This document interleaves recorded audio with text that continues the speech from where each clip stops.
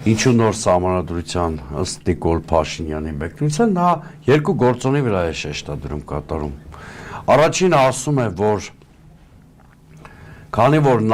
գործող սահմանադրությունը եւ դրա տարբեր խմբագրումները լեգիտիմ չեն եղել, այսինքն չեն ընդունվել ժողովրդի կողմից ըստ իր վարկածի, ուրեմն պետք է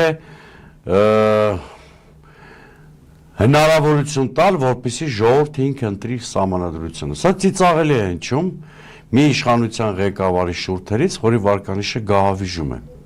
Սահմանադրական ռեֆորմ կարող է անել այն իշխանությունը, որը ինքը ունի բարձր վարկանիշ եւ բացի այդ կարողացել է իր առաջարկած սահմանադրական ռեֆորմի շուրջ ապահովել հասարակական քաղաքական լայն կոնսենսուս կամ կոնսոլիդացիա։ Ինքնին հասկանալի է, որ Նիկոլ Փաշինյանը Հայաստանի հասարակության բևեռացման սիմվոլ է